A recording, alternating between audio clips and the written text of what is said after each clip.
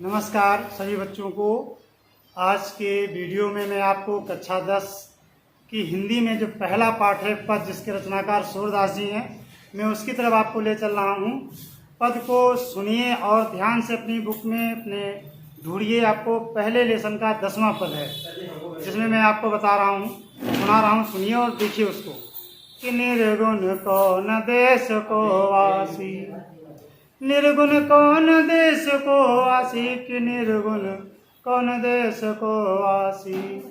मधुकर कही समुझाई सौह दे, बूझत सच न हासी, कि निर्गुण कौन देश को वासी। को है जनक कौन है जननी, कौन नारी को दासी, कि निर्गुण कौन देश को वासी। कैसो वरण वेश है कैसो, कि रस में अभिलाषी, कि निर्गुण कौन देश को वासी। पावोगे पुण्य कियो आपनु, जोर करोगे गासी, कि निर्गुण कौन देश को वासी। सुनत मौन है रहो बावरो, सुर सब मत नासी, कि सुर सब मत नासी।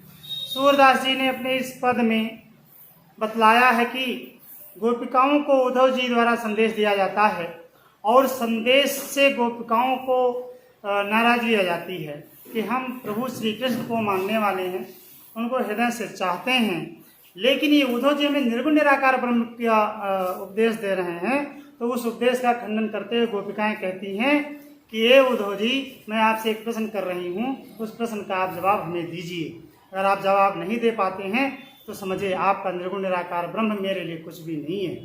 तो उद्धव जी उनकी बात को ध्यान से सुनते हैं। गोपिकाएं से पूछती हैं कि निर्गुण कौन देश को वासी।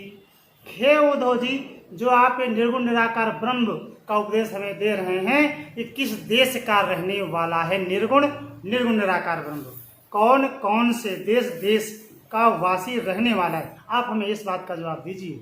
इतना ही नहीं, आगे वो क्या करती हैं कि मधुकर कही समुझाई सौह दे। हे मधुकर, हे उद्धव जी, मैं आपको कसम दे करके आपसे पूछती हूँ कि आप हमें समझाइए। ये बात मैं सच में पूछ रही हूँ, हंसी में नहीं कह रही हूँ कि आप इसको हंसी में ले लें और जो है आप हमें उल्टा सीधा बता दें। ऐसा नहीं है, आपको बताना होगा किस देश का रहने वाला है, और साथ ही साथ ये भी आपको बताना होगा कि को है जनक कौन है जननी, को है जनक कौन है जननी, कौन नारी को दासी। इसका जनक कौन है, इसको जन्म देने वाला कौन, इसका पिता कौन है, और कौन है जननी, इसकी माता कौन है, कौन नारी, इसकी नारी कौन है, इसकी पत्नी कौन है, को दासी, और उसकी सेविका कौन है। हे उद्धव जी, आप हमें इसको बतलाइए। कैसो वरण भेष है कैसो, कि रस में अभिलाषी।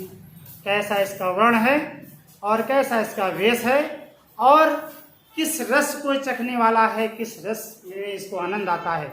उद्धव जी बतलाइए हमको। पाओगे पुण्य कियो आपनो, आप यदि मेरे साथ अच्छा व्यवहार करेंगे, सच सच बताएंगे, तो इसको पुण्य फल आपको प्राप्त होगा। और चोर करोगे गासी, यदि आप हमें इसको झूठे तरीके से बतलाएंगे, झूठ बोलेंगे, सच नहीं बताएंगे, तो आपको इसका भी फल मिलेगा। इस तरह से जब गोपिकाओं ने सूरदास जी उद्धव जी से प्रश्न किए तो बेचारे उद्धव जी की क्या स्थिति हो गई, मैं आपको बता दूं। सूरदास जी कहते हैं कि सुनत मौन है रहो बावरो। उद्धव जी गोपिकाओं के इस तरह के प्रश्नों को सुन करके बेचारे बावले हो गए, मौन हो गए, उनके मुख से एक भी शब्द नहीं निकला, उनकी मति भंग हो गई। इस तरह से गोपिकाओं ने उद्धव जी से प्रश्न किया।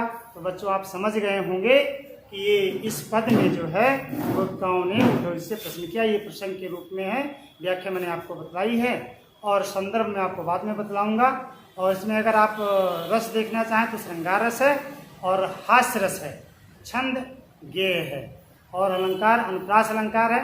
गुण इसका माधुर्य गुण इसमें प्राप्त हो रहा है, भाषा ब्रज भाषा है, शैली व्यंग्यात्मक है। तब तक मैं आपको इसको अभ्यास करने के लिए दे रहा हूँ, आप अभ्यास करिए, इसकी नोट्स भी तैयार कीजिए। तब तक के लिए नमस्कार।